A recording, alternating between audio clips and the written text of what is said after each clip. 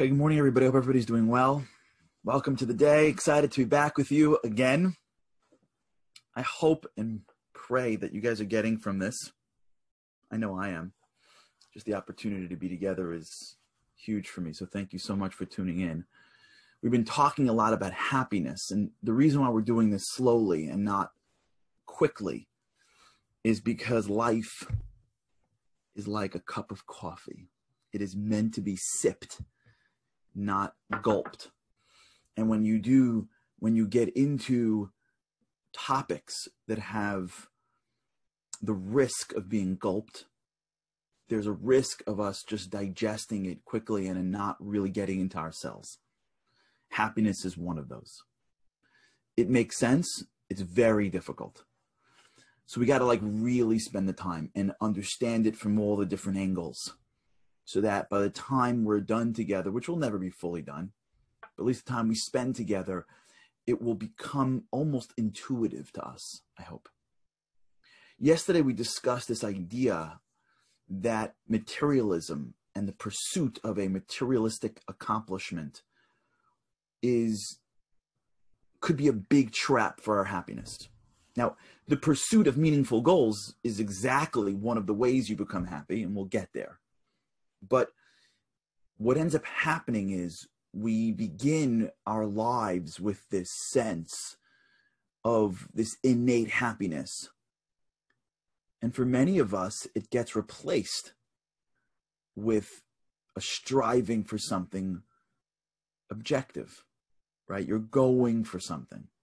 You're going for a grade, or you're going for a victory, or you're going for an acceptance letter, or you're going for social acceptance, right? There's something in our world that we want.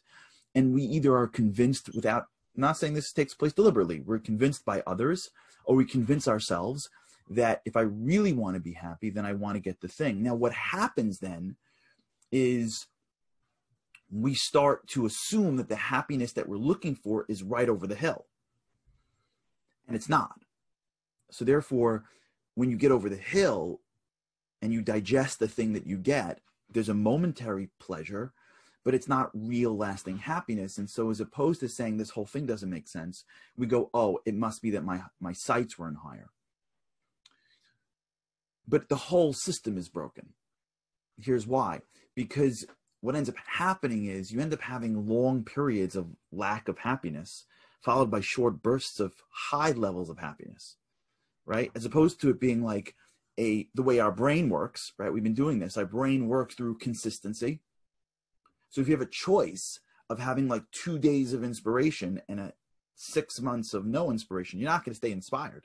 Your brain will not adapt around it. Your brain's neuroplastic. It lives and breathes off consistency.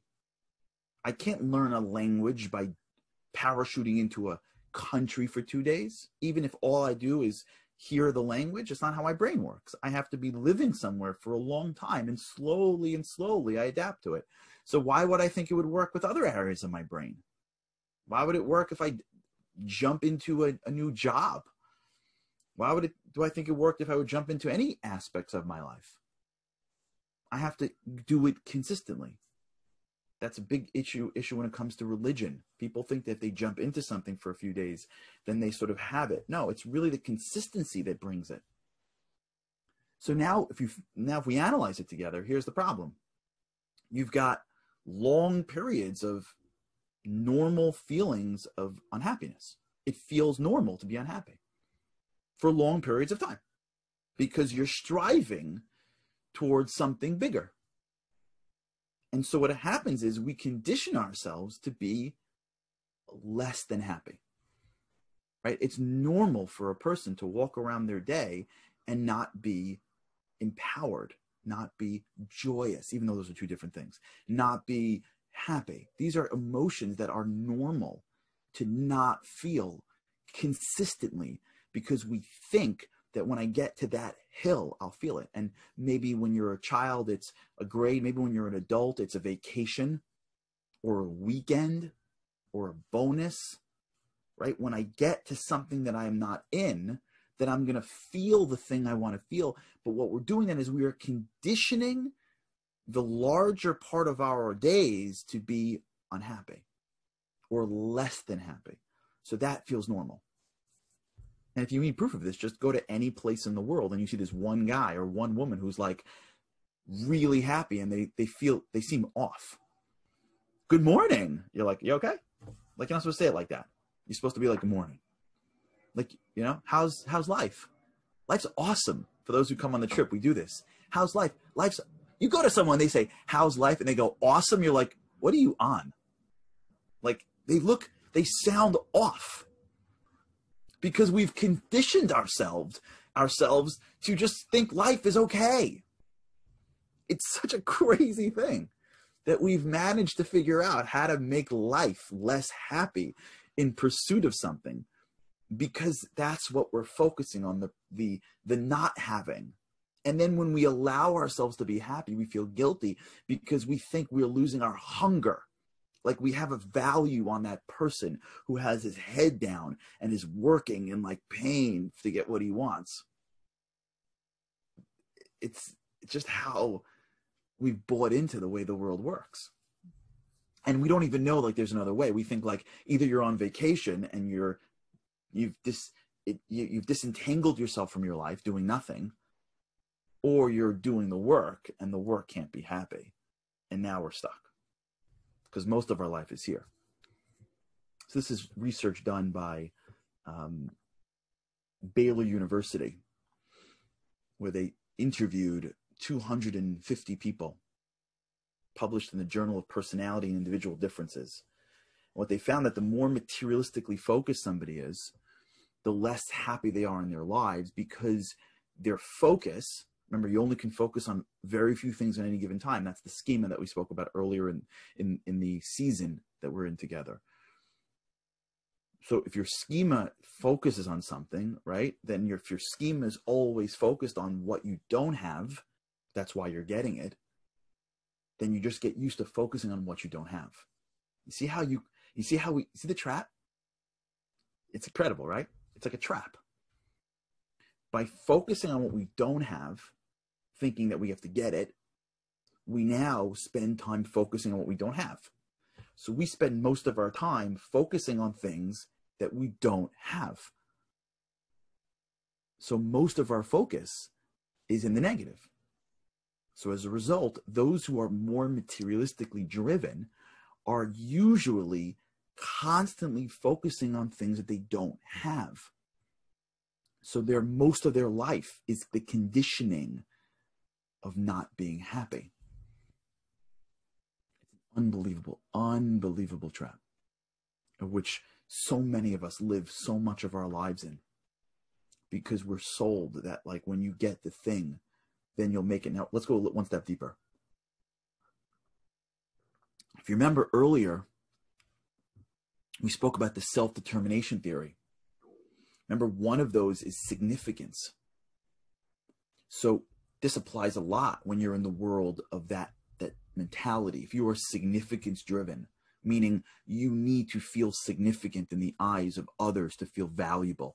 Now watch how this works. If you need to feel significant in the eyes of others to feel valuable to yourself, if significance is being defined by the trophy of the local micro community that you live in, right? If you're not defining significance by what you're giving, but by what you're taking, that means the trophy. That means you're striving for a trophy, not even to be happy. You're striving for a trophy to feel valuable. Now watch how that works now. So for the most of your life, not only do you feel unhappy, you feel unvaluable, not invaluable. You feel less than valuable.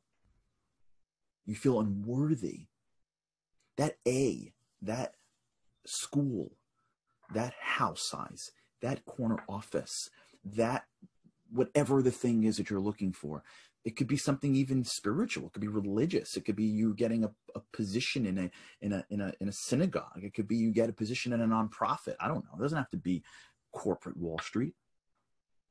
If you're being driven towards a trophy as a method and as a mechanism to determine your own life value, that means most of the time you're spending in an area where you're searching for something to find your value, which means most of it you're spending in the feeling of lack of being fully valuable. It's part of why I think when you look at very successful people, if they're not they haven't worked themselves out, the success only hurts them. That's why the percentage of lottery winners and their happiness is in the dumps. People think, let me win the lottery and life will be good. Most people who win the lottery, their lives mess up afterwards because they're not capable of handling that much money. So they have all these friends that they never had before. They spend all this money in a way that is unhealthy, and they end up with less after they blow it, and then they have all that regret. Like, it's a disaster. They haven't built a vessel. God, by the way, that happens with success all the time. We just can't see it as much. The person becomes the, figure too early in life. You see this. I don't even want to get into the details of this because people get very touchy when you get into these worlds. But you see people, celebrities, politicians, they become successful early in their lives and they're not capable of it yet. They can't handle it. So as a result, it breaks them. They become less than successful than they want to do. They don't do what they want. They don't accomplish what they set out to accomplish, and it breaks everything down around them. And most of the time you don't see it because everyone looks great in camera. But when you look at their lives afterwards, or when you meet their children, you see real brokenness. So when you live your life and you're living and being driven off lack, we're going down a road that is only creating a vessel that's filled with holes. So even if we end up pouring the right water in afterwards, whether it's the success or whatever the thing that we're looking for to bring us happiness, it's not coming into the right vessel. But here's where it gets even crazier. So I'm going to read you a quote. I'm going to post this quote on the chat on Zoom. Andy, if you don't mind taking it and posting it on Facebook. And for those who want it, just email me, charlie@charlieharari.com, and I will send it to you in your email. Here's the quote. It's from a man named Sean Anker, who was a professor in Harvard. He wrote a book called The Happiness Advantage. Here's what he writes. Most people believe that once they become successful, then they'll be happy. But recent discoveries in the field of positive psychology and neuroscience have shown that this formula is actually backwards. Happiness fuels success, not the other way around. When we are positive, our brains are more engaged, creative, motivated, energetic, resilient, and productive at work. This isn't an empty mantra. This discovery has been repeatedly borne out by rigorous research in psychology and neuroscience, management studies, and bottom lines of organizations around the globe. So here's this concept that he's bringing up, which is powerful, which is not only is the I'll be happy when I achieve approach towards life leaving us with ourselves conditioning ourselves to be less than happy.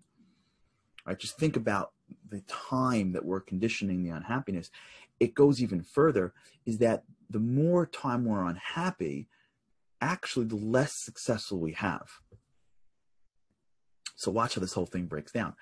If we feel like the lack of happiness is because we want to get something to make us happy, well, the lack of unhappiness is actually making it harder to get that thing. So the whole hungry, meaning unhappy, if I'm happy, then I'm done. That whole thing is not only robbing us of our lives today, it's actually robbing us of our futures.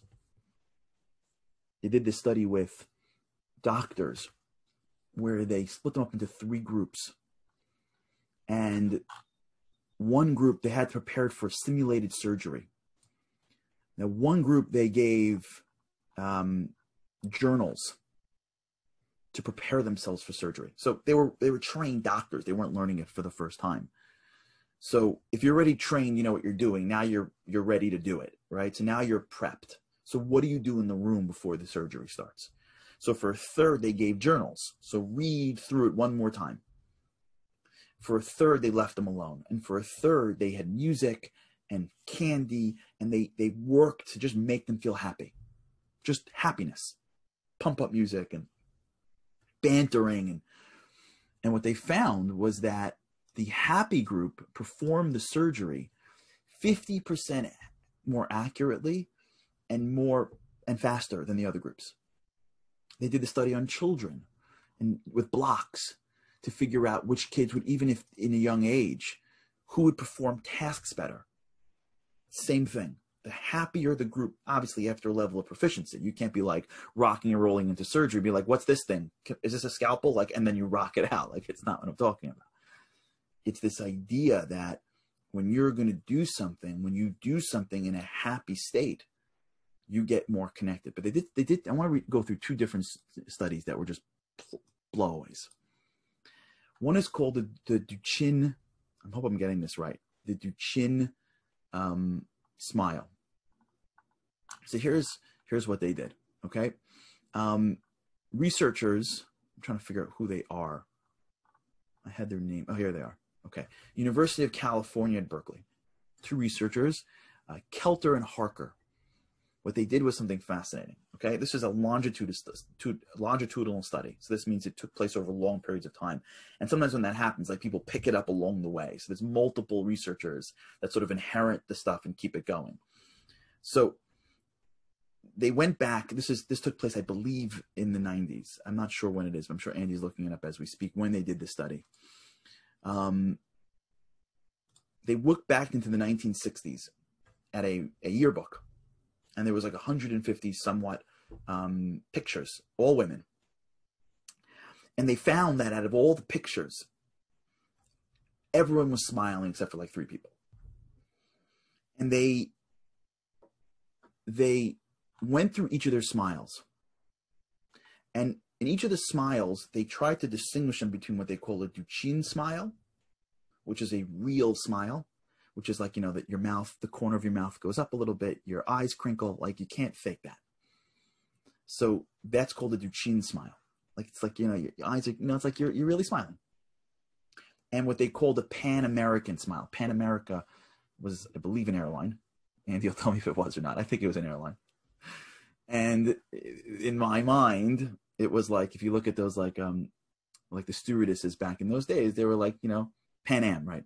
Pan Am, right? Pan American. There's an airline, right? Pan Am. I knew Pan Am. Like, you know, those, like, you know, the ladies, like they're like Barbie doll, like the fake smile, like, you know, like the Miss America smile, you know, like the fake one. Hi, how are you? So like they split the people up, if you can imagine this, between those who had a real smile, I guess, using the metric of happiness by someone who can smile.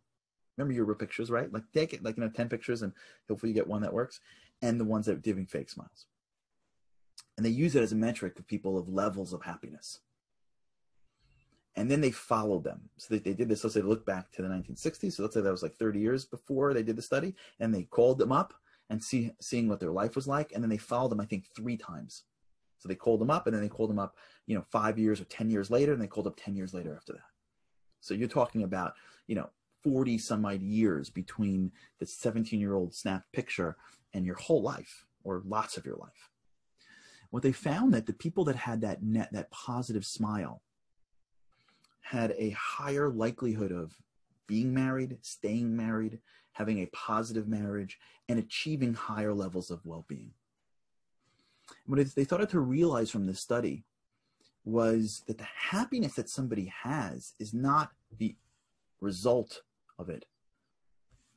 Oh, hold on. Oh, great. Denise, we have someone who's a Pan Am flight attendant. So, Denise, I mean everyone but you. I am sure that you were, I'm sure that your smile was always and is always real. But thanks for that. It's pretty cool that we have someone on that was a Pan Am flight attendant. That's phenomenal. I love this. Let me just finish this point, but I'm so happy Denise jumped in. What they're finding, and what we're going to talk about tomorrow and really delve into more studies until we see it from every angle in science, is that the happiness that somebody has is actually the process of the success. This is actually research done in the Mayo Clinic, where they found that people with a positive attitude had, I think, a 19% chance here. 19%, I'm looking at the study right now. Optimists lived 19% longer than pessimists, Mayo Clinic, right? So this idea that we're waiting to be happy is actually preventing us from the success that we want. The ability to become more energetic, happy, positive, optimistic is actually going to get us the success that we're striving for, not the other way around. Okay, how, why, that's what we're talking about. So we'll continue this again. We're going to save the daily Q&A for Friday again, but we'll just continue just with this piece. I want to just flow with that one theme, but we'll continue talking about this for all those that are posting. Continue doing so. If you're watching this on Facebook, Andy, please put all of the comments. You could always watch this afterwards on demand on my YouTube page, on Twitter, on LinkedIn, and on Instagram. Thanks so much for joining me today, and with God's help, I cannot wait to see you again tomorrow.